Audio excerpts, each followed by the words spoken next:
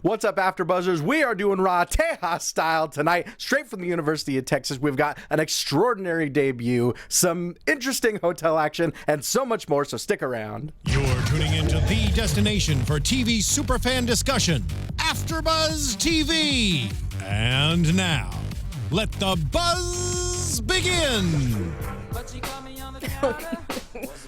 Genius. Brilliant music choice by Mark Donica. Thank you so much. And of course it's a party. It's a party. Guys, I say it every week. If you're not watching the video version of this show, please do so. You're missing so much of the fun. Guys, welcome to the WWE Monday Night Raw after show right here on AfterBuzz TV. As you can see or hear, Johnny LaQuasto is not with us this week, but he will be right back here, same bad time, same bad channel, next week, talking all the shenanigans and goings-on Raw. But for tonight, we're tag teaming it. Yeah, that's it. Playa? We're tag teaming it. You know. Primetime player. You're damn right. Absolutely. Guys, my name is Ty Matthews. Y'all can find me online on Twitter, on Instagram, on Facebook, on MySpace, on Snapchat, every single form of social media at Ty Matthews PMA. So there's various other after shows to my left. She's a brilliant, hilarious, lovely, talented comic, improvisational performer. So brilliant, you gotta name it twice. Of course. You can find her online at Markeia McCarty. Guys, this is Markeia McCarty. I love this. I love that it's gonna be me and you. And then on this particular Raw, and that this Shaggy, it wasn't me, is an homage to the hotel scene. Oh boy. Oofa doofa. Oh wow. We will get to that. Yes, we will. And of course, man in the ones and twos, one of my absolute favorite, most dear humans on this planet Earth, guys. At Mark B. Donica. This is Mark B. Donica. Oh, no. I thought you were going to say James for a second. You can find him at Jimbo in the booth. Yeah, that's me. What to do, everybody? He made a sweet documentary about the Young Bucks. What to do? Mark, how are you doing today? I mean, I'm a little coffee, but I'm all right. Drew a little coffee? Yeah. So how you doing? Are you... I'm okay. Are you iced coffee? Hey. Huh? I'm a gingerbread latte because it's Christmas. Oh, it's Christmas, guys. Because it's Christmas. It is Christmas. Oh, man. Well, we are talking episode 1,228. I love getting those episode numbers in there, guys. You gotta remember, this has been going week after week after week since January of 1993. I always love pointing that out to people. No off season. We just keep on trucking. Every week, all the time. Absolutely. We're coming to you from the University of Texas. Yes. We had TLC last night in Dallas. I know. While of course this isn't the SmackDown after show. Right, and they pretty much cover that one. You know what? They got it. But still a good show. Yeah. Still a good show. Yeah. No, we still enjoy. I mean, we love it when ladders break. Of course. But check that pay-per-view out if you didn't catch it. But let's start out with Seth freaking Rollins. Yes. The architect himself. Yeah. I like that we started with him, actually. And you know what? I love it because since he is the architect, he's always got a plan. He started out talking about Triple H. Of course, people may have forgotten already that he has a little bit of a beef with the game. Just a little bit. But you know what? A little bit, a lot. He lays out his plan. He goes, you know what? There's a path to the game. There's a path to Triple H. By going through Kevin Owens, I can get to Triple H. By going through Chris Jericho, I can get to Kevin Owens. See, it's all part of the plan. Yeah, but I'm surprised he was laying the plan out for us, though. You know, it's just like I don't want there to be any confusion. It's like a Bond villain. Yeah. Let me tell you every aspect of my plan. Yes, this is my 5-opponent plan. If you'd like to foil it at any time, please just take studious notes. Yes, and I'll let the laser beams heat up while we're chatting. Exactly. But let me explain my brilliance. Out comes Kevin Owens. Of course, there's a back and forth about Kevin Owens and his maybe former best friend, Chris Jericho. Yeah. Things could be on the rocks. It seems like he finally took it too far. I mean, you can only not be there for someone so many times. Oh, sure. Yeah. But it wasn't even so much that. It seemed like, because I forgot to mention this, we got a pretty awesome little previously on Raw segment. Yes. They did do that. A very AMC style previously on Raw. It was almost, I kind of saw it as a Lifetime channel. There you go. Sure. Absolutely. here's the abuse that happened before you came in. Kevin Owens, he just loves him so much. He's just a passionate friend. But it seemed like it wasn't even like leaving him out to dry or letting him get attacked. It was the fact that he yelled "shut up" and didn't let him get to the list line. Yeah, that was finally the straw that broke the camel's back. It was like, dude, you can't do that to your friend. I mean, you've kind of been doing that all this time, and it was finally like, you know what? I think it was the last time he was either pedigreed or speared Jericho. It just kind of shifted something where it's like, I deserve better than this. I swear, you guys rip on me 13 or 14 more times, and I'm out of here. But it's good stuff. It's good stuff. Owens, of course, insists that their friendship is just fine. That best friends fight, that Seth Rollins wouldn't even know anything about that because he has no friends. Even the men he called brothers, he stabbed in the back the first chance he got. This is absolutely true. This is a true fact. You know? Yeah. Just unbelievable. He did. But over the course of this segment, we find out a few things. We find out that tonight Kevin Owens will be going one-on-one with his former best friend / bitter enemy, Sami Zayn. And we find out that it will be, or actually we knew this, but we are reminded that it will be Kevin Owens defending that Universal title against Roman Reigns at Roadblock, end of the line. Some people forget end of the line, but it's very important. No, it's like 2 weeks from now. It's very It's like 2 weeks. End of the line. No, the end of the line portion of the name is it's important to remember. Oh. Very important to remember. End of the road. But Kevin Owens also explains that because he is such good friends with Chris Jericho, he got him 3 gifts. 3 gifts. Yes. The first one is and that... it's not myrrh. No frankincense, no myrrh. No gold. We got some gifts for Chris Jericho. Usually he's the one giving us gifts. Of course, this being the giving season, Right. Kevin Owens gives back. We find out that it will be Chris Jericho versus Roman Reigns for the U.S. title tonight on Raw. Not only that, it will be Chris Jericho one-on-one with Seth Rollins at Roadblock, end of the line. And the line's very important. But right now, Seth Rollins, the third gift, Seth Rollins will be taking on a familiar face, the Big Show. It was like, what? I was pretty excited. Mark? Pretty excited. Mark? Pretty, Big Show? pretty. Big Show? Mark? He appears so infrequently. I don't have it on the No, that's fair. That's absolutely fair. Big Show. That's absolutely fair. Big Show. But we got Seth Rollins versus the Big Show. Guys, just play some brand new sin in your head. You know the song. You know how it goes. But a solid matchup. The Big Show is down to 390 pounds, if I heard correctly. He looked the most slim Big Show that I've seen in a bit. Looking We're talking good. like, I know, he's slimmed down a lot. And it's been a while since we've seen him. I mean, what was the last thing? It was when he was kind of like the pit bull that Stephanie had like on a chain. Sure. Yeah. That was so long ago. That was like 2014. We've seen so many disappearances and reemergences of the Big Right. Show. It's hard to keep them all. Big Show in a suit. Of course. But he's looking trim. He's got that beard going. Yeah, It's looking good. And he still has the power. Of course. We get some nice one-on-one action between Show and Rollins. Of course, Kevin Owens is at ringside. He gets a little bit overzealous, coaching the Big Show, as it were. He was a dick. Yep. It was just like, did you learn nothing? It's like you already kind of possibly lost your best friend because you can't rein that mess in. Of course. And then it's like, he doesn't owe you anything. And this guy historically changes his allegiances with the direction of the wind. Yes. So Kevin Owens at ringside screaming at the Big Show. The Big Show, obviously chagrined at that, decides to chokeslam Kevin Owens and leave the ring, taking the count-out loss. And leaving Seth Rollins to pedigree Kevin Owens. Yeah, he basically did a gentleman's bow. Exactly. For, this is yours, sir, and I'm off. Well, and it was one of those things. I kind of had questions when the Big Show came out because he's acting as this hired gun, but he's smiling, he's waving at everyone, he's slapping hands. He's happy to be there. He loves to have fun. So yeah. It was just I was happy to see him. I was happy to see him in such good, like so fit, and just he was throwing his weight around. He looks great. He really did look good, and I liked the segment. I like what they did with him, and I want them to use him more. Exactly, me too. Yeah, Yeah. Big Show's one of those guys I tend to take him for granted when he's been around for a while, but I'm always excited to see him back. Yeah. But of course, I mentioned at the beginning of the show we've got an extraordinary debut. Oh. We've got a vignette for the extraordinary gentleman himself, Oh, yeah. Jack Gallaher. So Gentleman excited. Jack. Absolutely so thrilled to see Jack Gallaher on Raw.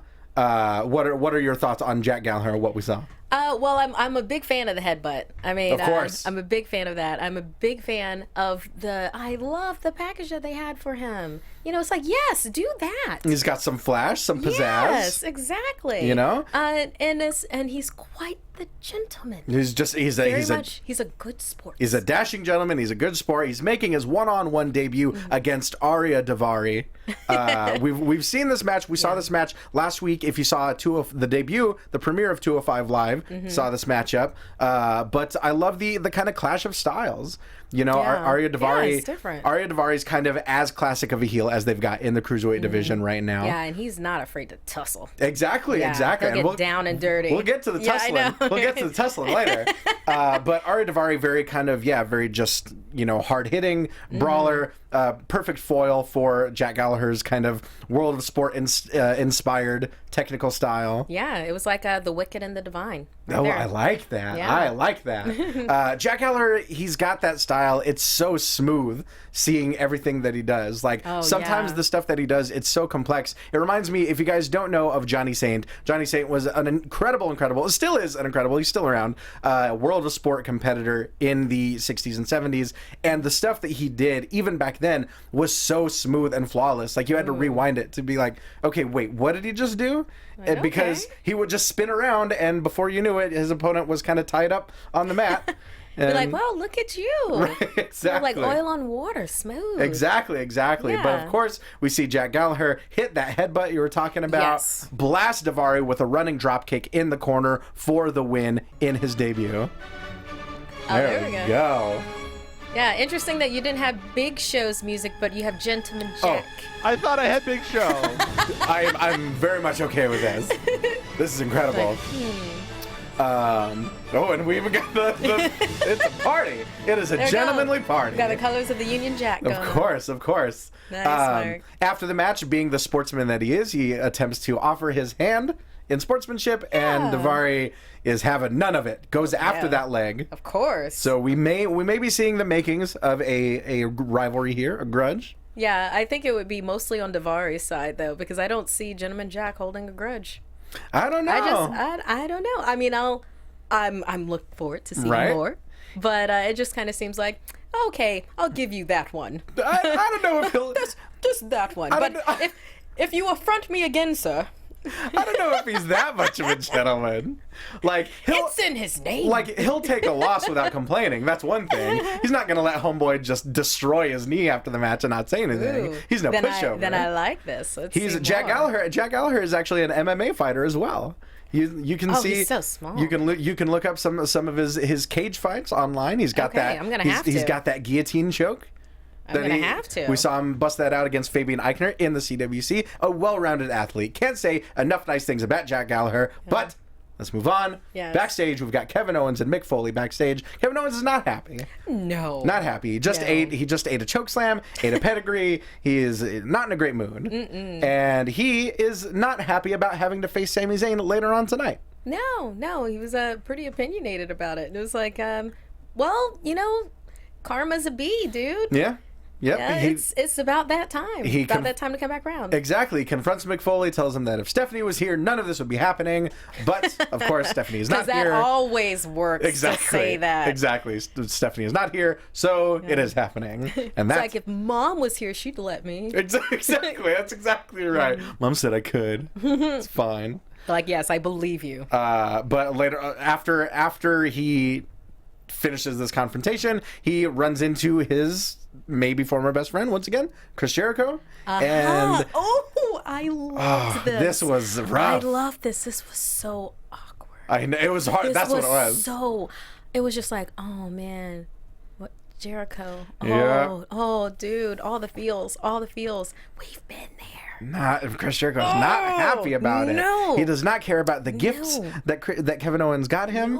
Kevin Owens even attempting to use one of Jericho's lines when he says, "Drink it in, dude." It was one of my absolute favorite lines. And it's like, oh, so you haven't paid attention that much. That's exactly right. You already got it wrong during the highlight reel when you weren't paying attention that it was upgraded. And as his best friend, right? The Jeritron was at 6,500. 6,500. Yeah, he already didn't know that. But he's not even doing one of his top 3 catchphrases. What kind of a best friend is that? I don't know. Not much of a best friend. More of an opportunist. See? You see? We'll see where this is headed. But let's get into Enzo and Cass. Let's get into Lana and Rusev because we've got a lot of that to cover tonight, guys. Yeah, there's like 4 segments. 4 segments worth. So let's get into it. Enzo and Cass are, just shooting the S as it were backstage. It's shooting. Exactly. Nearby, Lana and Rusev are getting out of sorts. Enzo and Cass they kind of butt in a little bit, because they hear Rusev getting a little heated. Yeah, he's getting heated with Lana. And Enzo's like, oh, hey, this isn't cool. Which, I respect that. I do. If, 2 people are like getting... I'm just going to keep on using the word tussle because it's a recurring theme tonight. It's right here. It's in the front part of my vocabulary now.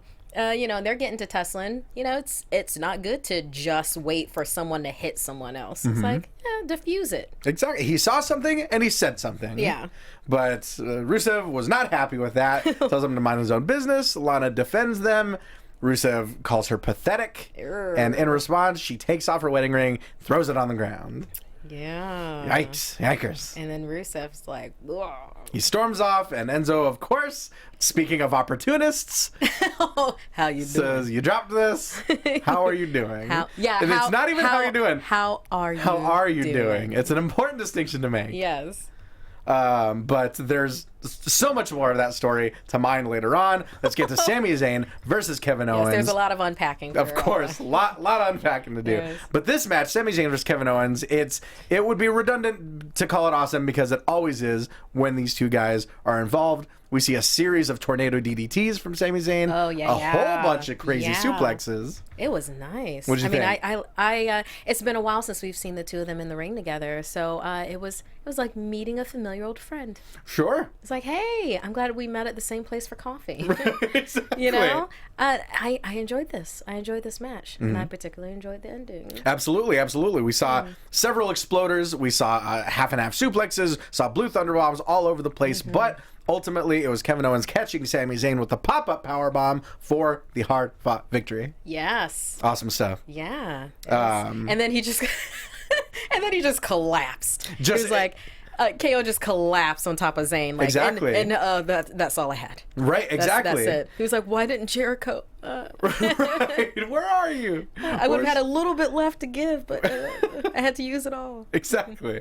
Backstage, speaking of Jericho, we've got Roman Reigns and Chris Jericho backstage. Roman Reigns being the instigator that he is, taunting Chris Jericho, saying... Because he's such an that's what he's known for. Of course, absolutely. Well, he's, he will poke and prod at his foes. He says, you got a little bit of car paint left on your forehead. It's like, what are you talking about? No, I don't. And it took, stupid idiot. For a few seconds, it took me a while. I was like, what the hell is he talking about? It was kind of a little bit of, left field. Right. It's like you got it, but it was just kind of like, wait, what? Well, it took me, and then I was like, oh, the pedigree. Oh, I got it. Got it. Pedigree on the car paint on the forehead.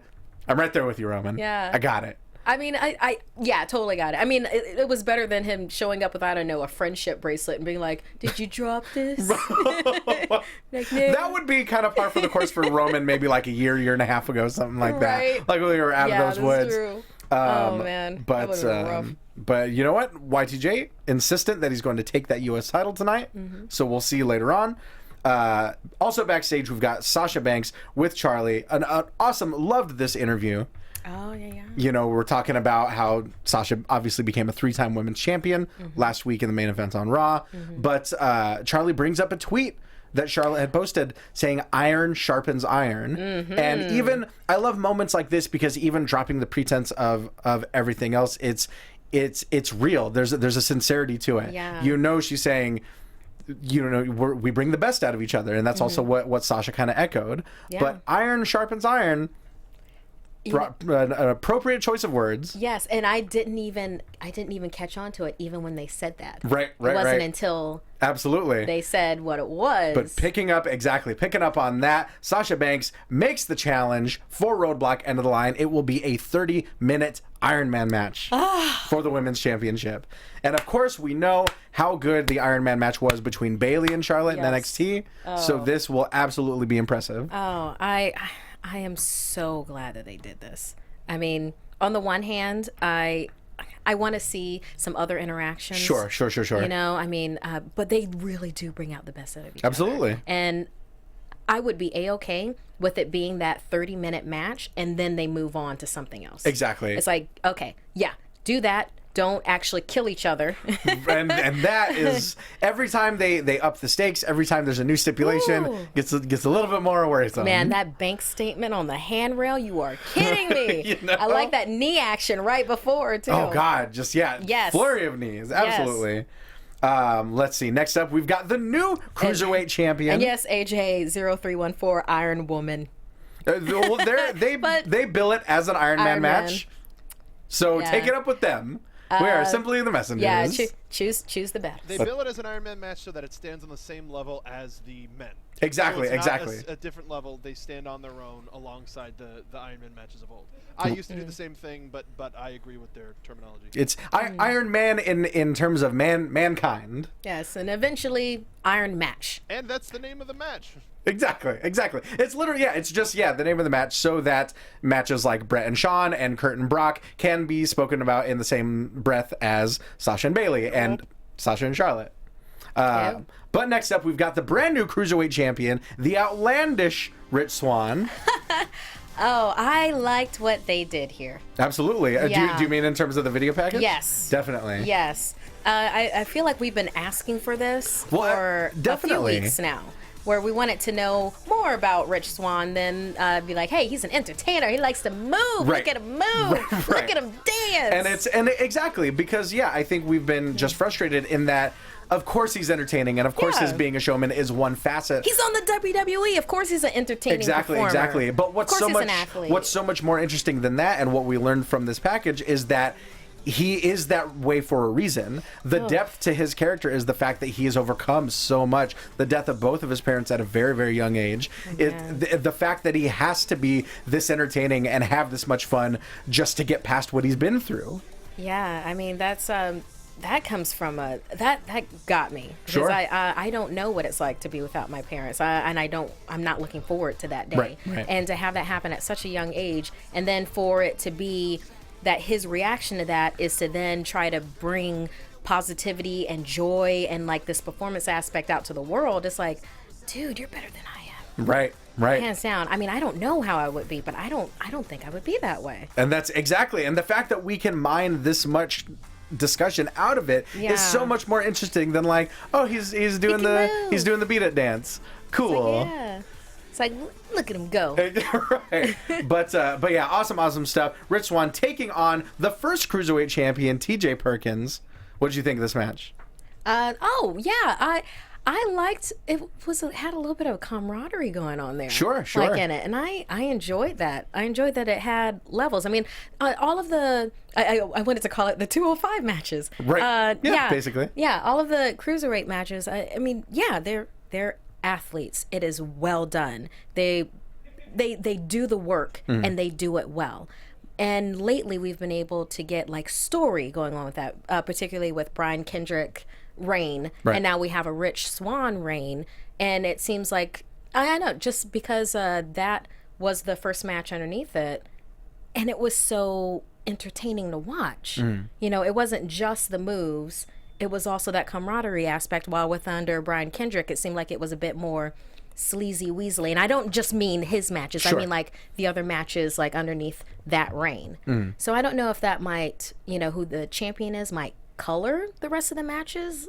I don't know, but it did that for me. Yeah, definitely. And I think you're absolutely right. Yeah, whoever's at the head of the division, their differing relationships with the challengers it does sort of paint an elaborate picture. And, for as many of the kind of grudge-based matches as we've seen, we can also see a lot of sportsman-like contests with, guys that are friends and that are comrades that can kind of try to one-up each other without necessarily being out for blood.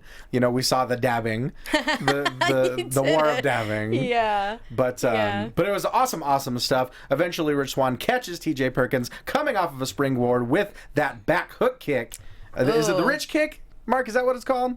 The rich kick? I have no idea. Could be. Yeah. It's called that. We're gonna call it the rich kick. Catches him right on the chin coming down. Patent it, we might get some coin. There's some coinage. They can't use it now? But right. catches him right on the chin coming off that springboard. Oh, it was beautiful. Nothing like a good move catching someone off of a springboard. Yeah. Love that like, stuff. It was just like, got you this time. Right? Got him. Exactly. Next up, we've got Bayley taking on Alicia Fox. There's a little bit of a backstory here as Bayley was giving one of her Bayley bears to Cedric Alexander. Which you can get me that for Christmas Of course. I'll take a Bayley bear. As Byron said, perfect stocking stuffer. But Alicia Fox taking a little bit of exception to that. As Cedric Alexander has been the object of her affection. Although the OTP will always be Alicia Fox and Tom Phillips. But yeah, so then they had what's the name for a match like this? Not my man. It was match. Right, exactly. It was a Bechtel test match. There you go. There you go, Mark. Go. Cat fight. But it was Bechtel test match. It was. I wasn't here for this match. The match itself wasn't. It was fine. Yeah, I like seeing Foxy. Of course. I like seeing her on Raw. Silver lining, we get more Foxy on TV, which I always am down with. Yeah, and I'm down for more Bayley Foxy action, if only because their styles are so different. Sure. Just there can be other premises to get them in the ring. Right. There could please explore the other premises that can get them in the ring. Right, exactly. Yes. Let's It doesn't have to be genderized reasons. Right, let's see more avenues. And that seems like it's always kind of the case with Alicia Fox in terms of the clash of styles and in terms of kind of working with other people that have different styles, because her body type is so kind of atypical in WWE. She's much taller and more limbs than a lot of the other competitors. Yeah, kind of what's his name? Zanif and like Street Fighter. You mean like Dalsim? Dalsim? The yoga guy? Absolutely, yes! Of course. Like the yoga guy. Definitely. You could not get near him. It was like if you were trying to fight Donatello and he's got the staff. That bow staff. Yeah, that the bow staff. bow staff. I used to always use him for the arcade games because they couldn't come near you. Exactly. Raphael was the worst one because they had to get right here. The size, man. You got to get real in close. Those melee weapons. That's for true experts. Yeah, Dalsim. Absolutely. Dhalsim. There you go. Yeah. There you go. Bayley hits the Bayley to belly. Belly to belly? Bayley to belly. Bayley to Foxy. Which one is Bayley? It's the rich kick. You got it. No, you nailed it. Mark. It's Bayley to belly. You got it in one. Check the gate. Moving on. There you go. We need those. We need those, Mark. We need those wacky wavy and inflatable Either that or you tube have to men. sing it for us. Are there desk versions of those?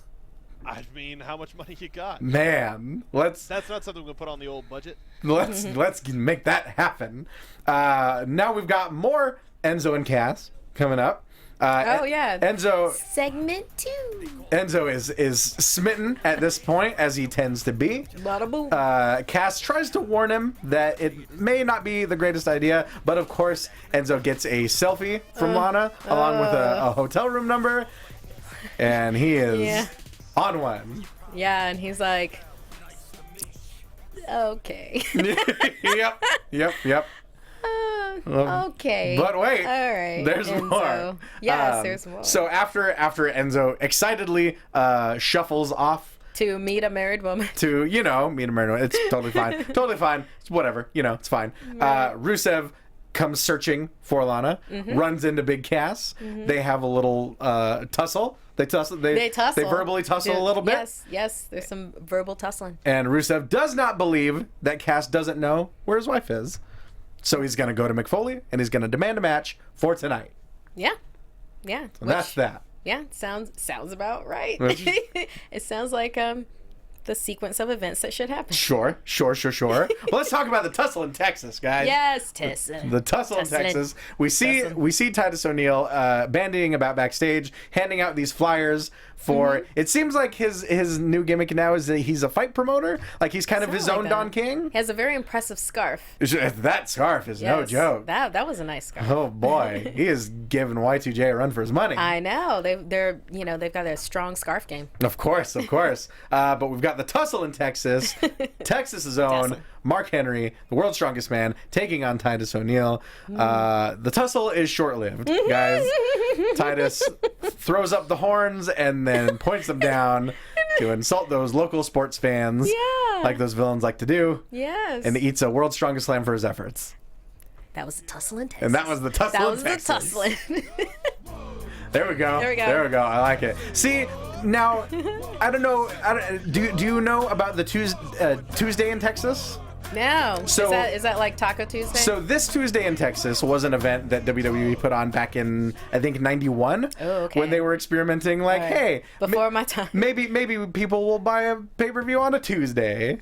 Why would someone do that? Don't know. Okay. There was only one for a reason. Although to be fair, Taboo Tuesday did come later on, which became Cyber Tuesday. Right, of course. I think now with the network, it seems a little bit more viable, but not back in the day. Not back then. No, definitely not. But that was Tuesday in Texas was my very first memory of wrestling and really of life in general. There was a very, very young Undertaker, a young-ish Hulk Hogan.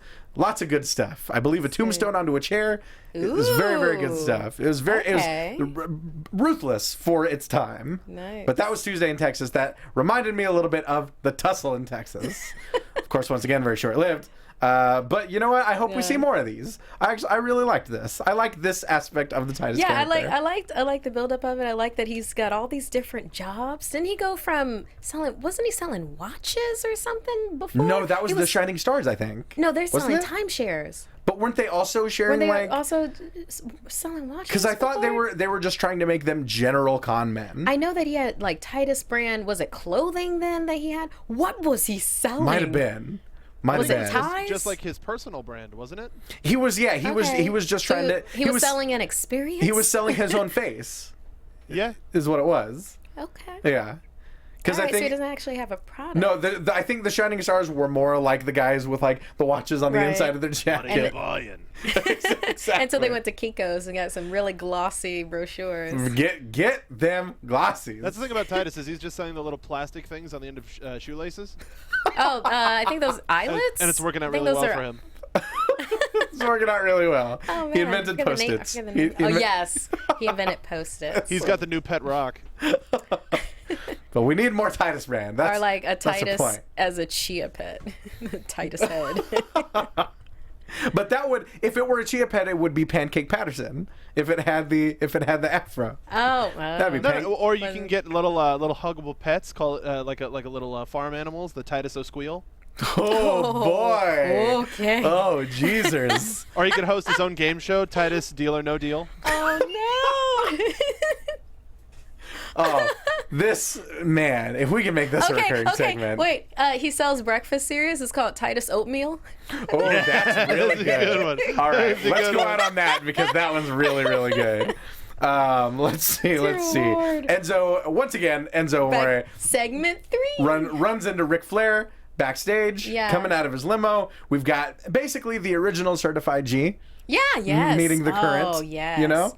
And he dropped a lot of G. We see basically a battle of how you doing versus Woo. There's no battle for that. Right.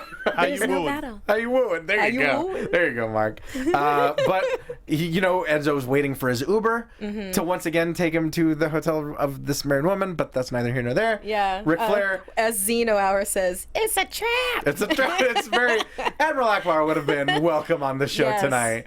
But Ric Flair, being the unseemly gentleman that he is, lets Enzo borrow his limo so that he can carry on his deeds. Wow. However unseemly they may be. He's such a nice guy. You have to wonder why his daughter doesn't like him. It's the weirdest thing. I know. It's almost like we don't get the full story. Yeah, right. We get yet another in a long line of Emelina the segments, but she is debuting next week. So finally, we're finally getting the makeover. And she'll be that'll be a week before end of the line. Roadblock : end of the line. Yeah. Sure. You call it roadblock, I call it end of the line. It's both are very important. No, you. Okay. Colon, and then Mark says the colon. Yes, exactly. Mark. Mark. It's we're on the road to roadblock. Yeah, so end of the line. Mark. You know what? We can't. Mark, What? you have one job. Do I? You had one semicolon job. I'm trying to run the studio back here. Mark. Hold on, I got it. You know it's the Mac. Sorry, what's up? You nailed it. You nailed it. Did I get it? You nailed it. Thanks, You guys. did. You did. I almost played the Sexy Star sound effect, which would have been terrible. Oh boy, you got to tune in on Thursdays for that one, guys. Whoops. That is NSFR. Not safe for. Okay. But we've got Emelina next week. Very excited. A week before end of the line. We have missed Emma for sure.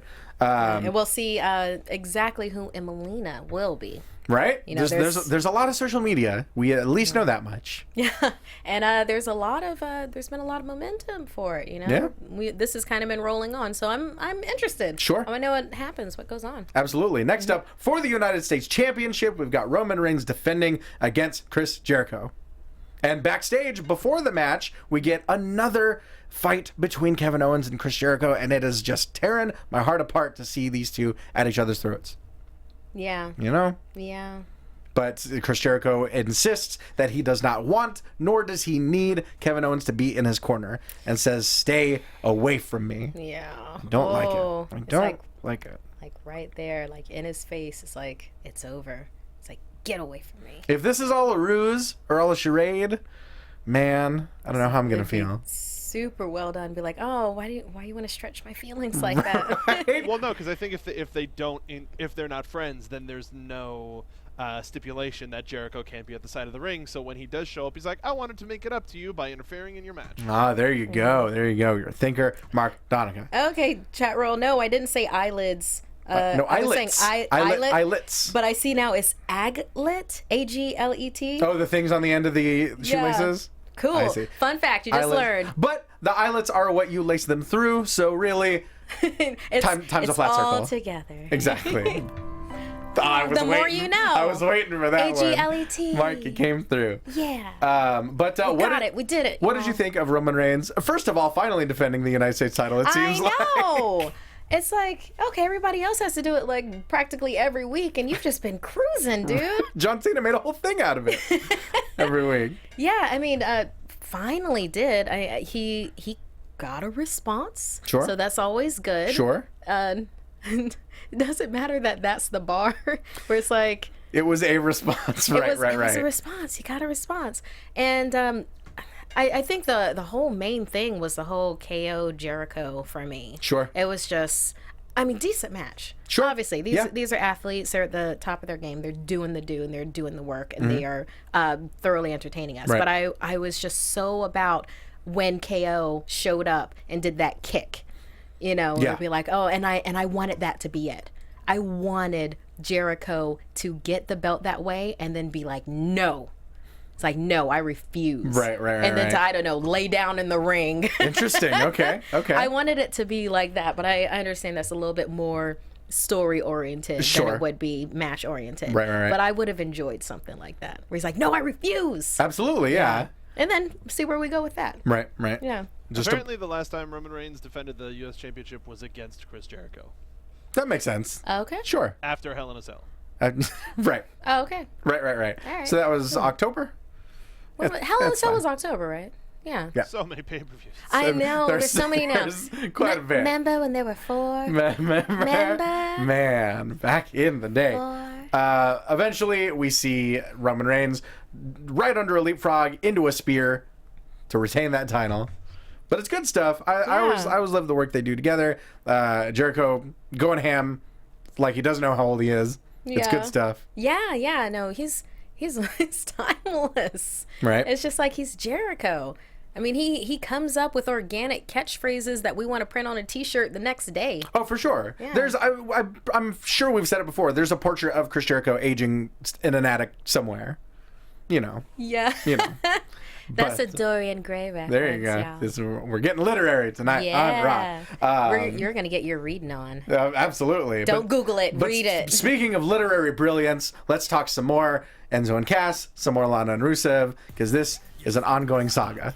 Segment 4. We've got Cass. It's a trap. Cass supposedly taking on Rusev, but his music hits. There's no Rusev to be seen.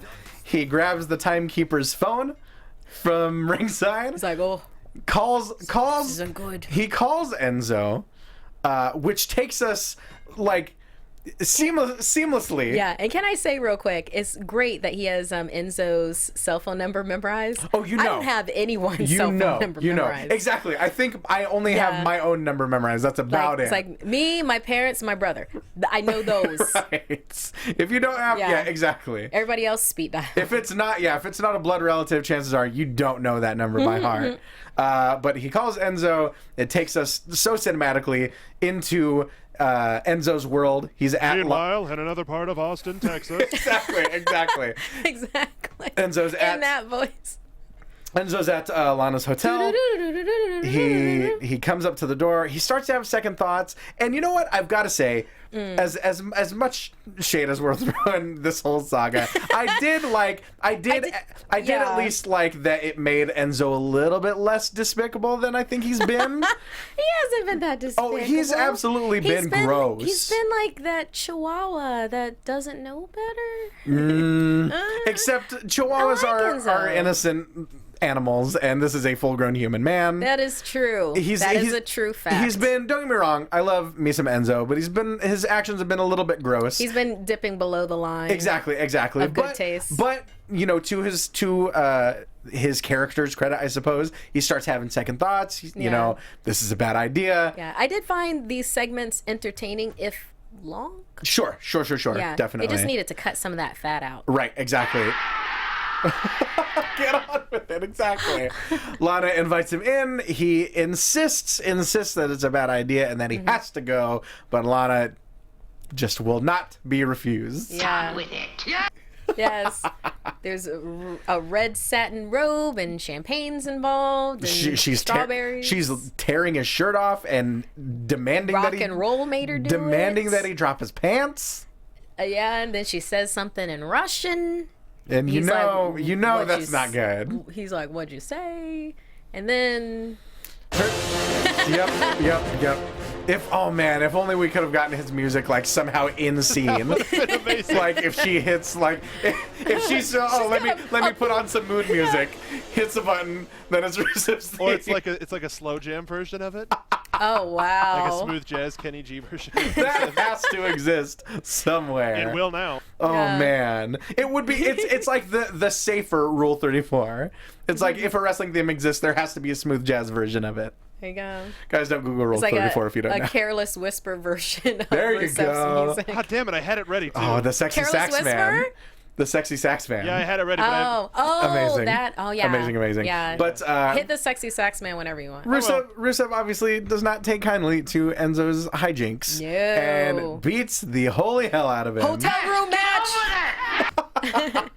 Hotel room match. He takes a vase to his head, drags him out of the hotel room, and as Mark expertly predicted as we were watching it before we went live, Lana opens the door, hangs a little do not disturb tag on the door handle, closes it, and scene. How you doing? Boy, oh boy. And then the sexy sax man plays. And that's it. Exactly. Either that or careless whisper. But it was amazing stuff. It was a little surreal, but it was interesting TV. Next up, to determine the number one contenders for the New Day's tag titles, we've got Gallows and Anderson taking on Sheamus and Cesaro. Of course, the New Day's reign is standing currently at 468 days and counting. They have got until December 14th. That is when they will eclipse Demolition's record. Next Wednesday. Wednesday. So it's like, ooh, what's Right? going to happen on that Monday? Right? What are they going to do? I don't know. I know. But this match, Emelina's gonna take it off. that's what it is. One person. She's gonna be a major distraction, and then Cesaro, Sheamus are the new tag team champions 2 days. There you go. Before they break Demolition's record. There you go. I'm curious to see where this goes. This match was I enjoyed it a lot. I'm really starting to feel the Sheamus Cesaro team a lot more lately. Now that they've joined in that little bar fight that we saw. Yeah. And the Kingsman bar fight, but we called it something else. What did we call it last week? What, that bar fight? Yeah, that bar. What, the Terminator 2 bar fight? The Queensman? I don't know. Queensman. I like either one works. Yeah, but no, I liked it, and it was even with their little intro,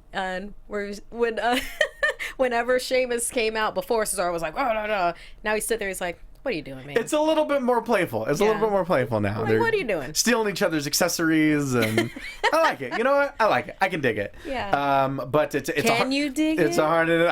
Can you dig it? Can you dig I love the word so much. But it's a good match. The New Day, of course, are at ringside scouting the competition. They get involved. It ends up being a no contest. So we still do not have #1 contenders. Yeah. But very impressively, we saw an amazing moment where Kofi goes for a dive on Sheamus and Cesaro. They catch him in midair and powerbomb him into the rest of the New Day. They used Kofi as a lethal weapon against his own team. Man. It was like, and they did it together. So, teamwork, guys. Teamwork. In conjunction. Exactly. It's a very violent after-school special. Yeah. But so finally we are at our main event segment. Charlotte is out. She talks about how 6 months ago she made the biggest mistake of her life. And that, ditching her dad and doing what she did hurt so much. But what hurt even worse was seeing him come out and raise Sasha Banks' arm at the end of last week's main event. Yeah, and she got real emotional. Got real emotional. Got real dusty in that room, It's like there was almost some running mascara. Just a little bit. There was almost. A little bit. She was shaking. Of course. The crowd was not feeling it. That crowd, well, it's so hard because with something like this, you don't really know what to make of it. You don't really know where you're going. Like, is this sincerity? At this point, exactly. I don't think you've really earned anyone's belief or trust in this. Ric Flair, of course, comes out. They hug it out. Yeah, and she's so happy. She's well, that's where it kind of turned the corner. I was like, now I definitely don't trust it. all those pearly whites? Nope. Man, for me, I was just like, okay, this is good. And like, oh, father-daughter, reunion, We got one hug out of it, and then they go for another. Rick goes for another one. And as Johnny LaQuasta would say, what did the 5 fingers say to the face? Oh boy, what? She reared hard back.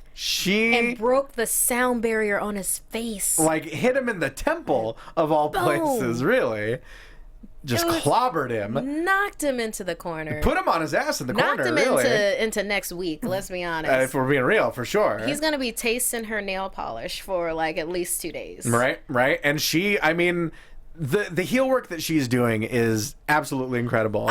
She has really inherited that kind of venom that Ric Flair was known for in the 80s and 90s. Man, and Ty and Mark can attest to it. I stood up and clapped. Oh, for sure. As soon as I saw that, I was like, yes! It was brilliantly done. Wow. He must be so proud of her. Because of course the Charlotte Flair character would still be holding a grudge and would basically it makes sense that she'd be like, it doesn't matter if I said you were dead to me. You raised another girl's hand, so you're double dead to me. Yes. Oh man, it was just like, and then she squatted down, like just staring him down. It's like mad dogging him. It's like, I'm your daughter. Unbelievable. I loved this so much. But out comes the women's champion. Out comes the women's champion, Sasha Banks, defending the man who she dedicated her title win to. And I will say, I didn't get to mention it when we were talking about her promo, but I like that she at least acknowledged, you know what, he might have cost me the title at WrestleMania, but he still deserves better. So I at least appreciate that they acknowledged that history. She comes out to make the save. Charlotte decks her with some straight up Mr. Wrestling knee lifts. So many knees in this feud. Yeah. I love it. But there's a knee fury. She just hits her with that knee fury, hits her with a boot to the back of the head, to the outside, chucks her into the barrier. Yeah, and this is after, was it bending her over, kind of like the Banks statement was. That's what it looked like, exactly, yeah. Smacking her into the top rope exactly. a few times. But she finishes off this kind of obliteration with an overhead powerbomb into the ring post. Really interesting maneuver. Yeah, it was just like it was almost like it was an afterthought, but it was completely planned. Oh, for sure. At the same time, when she was setting up for it, I thought she might have been going to powerbomb her on the apron, Kevin Owens style. That's what I was thinking. You know? Yeah, but then it was just like right over the shoulder, face first into the post. It was absolutely beautiful. It was beautiful. And then like Sasha, she's just queen of ragdoll. Of course, exactly. You know, ragdoll physics IRL. Yeah. It's like what are their names? Andy and the ragdolls. No. Okay. Raggy-Ann and Andy. There we go. I get it. Raggy-Ann and Andy. Got it. She's their queen. There you go. There you go. Exactly. Done deal. Oh man, but so much stuff, guys. You gotta. What I want from you guys is for you to let us know your interpretations of the Enzo and Lana saga. Because that was some awesome stuff. Yeah. I want to see your. What did you think I want to of see that? your dramatic line segment. readings, maybe, of some of the scenes that we saw tonight. Maybe your thoughts on the debut of Jack Gallaher. We got a lot of good stuff. Maybe Rusev slow jam. There you go. Please, if you are musically inclined, if you make a Rusev slow jam, we'll get Johnny to make that the music. That'll be the new Rusev tweet intro music for sure. If you guys, for at least 1 week. If you're musically inclined, or even if you're not, maybe especially if you're not, please make a Rusev slow jam. Let us know. Tweet us. We would be absolutely thrilled. But that is our show tonight. It was good stuff. That is. We got a good 3 debut. hours. We got a debut. We got a saga out of it. We got some tension between Jericho and Owens. We got a lot of Ric Flair. Exactly. Cannot wait to see what next week has in store. I sadly will not be here, but Johnny LaQuasta will be back. He'll be holding down the fort. But until then, Markeia McCarty, where can they find you? You can find me on Twitter and Instagram at Markeia McCarty. That's MarkeiaMcCarty. And then also, you can catch me on Marvel Movie News with Popcorn Talk. That'll be tomorrow morning, 11 a.m. And then that's every Tuesday, 11 a.m. And this Thursday, if you enjoy live comedy, I have 3 shows on Thursday. Oh, boy. The first one's going to be at the Winter Festival at Impro Studio. That is Essence Improv. Buy the tickets now because that's actually selling out. So happy about that one. I also have Doctor Who Live at Pack Theater. That'll be at 8 p.m. That is free. And at 9:30 p.m. at Pack Theater will be Big Yellow Taxi. And our guest driver is Lori Roggenkamp, who is a ridiculously fun improviser and screen actress. There you go. Mark Donica, where can they find you? You can find me on Twitter at Mark B. Donica. Also, make sure to find all of our wrestling programming here. We've got X-Pac 12360 on Wednesdays. Mondays are Making Their Way to the Ring with Lillian Garcia. Today we had Trish Stratus. Woo! Holy Woo! crap. It was such a big show that we had to do a 2-parter. So watch part 1 that is up on AfterBuzz TV right now. And next week we're going to play part 2, which is her starting in WWE and beyond. And for those of you who are speak Spanish as well, or want to try to learn Spanish, there's a great way to learn. Use your favorite concept of wrestling and watch Luchando con Lillian Garcia on Fridays this week. I don't know if I can announce the guest that we had yet, but he is the Hulk Hogan of Mexican wrestling. Please, if those of you who know that hint, well, then good. I hope you enjoy the show. We have a lot of great wrestling programming here at AfterBuzz TV, and you can watch me on the NXT After Show Wednesdays at 6 with my friend that you infected, the hobo, and Bill Couldn't happen to a nicer Bill guy. Hanstock, who made his Raw return tonight as the Big Show. He's a dead ringer. But Bill. Speaking of all our amazing wrestling content, you can also hear the sultry dulcet tones of Mark Donica on Thursday nights, 9 p.m. Pacific, on the Lucha Underground After Show, alongside myself, Rachel Evans, James Frank, Jimbo Slice, however you know him. Can we talk about the guests that we have coming up, Mark? That's up to you. I don't know if we got clearance for that yet. All right, let's wait. Let's hold off on that. But we got a big one. We got a big taken. It's pretty exciting. It's pretty exciting. We got a big one. Jimbo's waving his arms wildly back and forth. Yeah, I would say wait on it. Okay. Let's wait on it. Let's wait on it. But stay tuned. Stay tuned. You can find me tonight or on Monday nights on the Raw After Show, Thursday nights Lucha Underground After Show. You can catch me on Saturdays 4 p.m. Championship Wrestling from Hollywood, KDOC, YouTube America, Tough TV, Fight TV, Patreon. Thanks to everyone who came out to our last tapings of the year yesterday. They were absolutely amazing. My client, my protege, Big Nasty Eric Watts, the tag team champions, taking on Pretty Peter Avalon, the Heritage Champion. Champions versus champions. It was a huge main event. That will be airing very soon, so make sure you tune in. But guys, that's our show. Yeah. So until next week, we'll see you later. From executive producers Maria Menounos, Kevin Undergaro, Phil Svitek, and the entire AfterBuzz TV staff, we would like to thank you for listening to the AfterBuzz TV network. To watch or listen to other after shows and post comments or questions, be sure to visit AfterBuzzTV.com. I'm Sir Richard Wentworth, and this has been a presentation of AfterBuzz TV. Buzz you later. The views expressed herein are those of the hosts only and do not necessarily reflect the views of AfterBuzz TV or its owners or principals.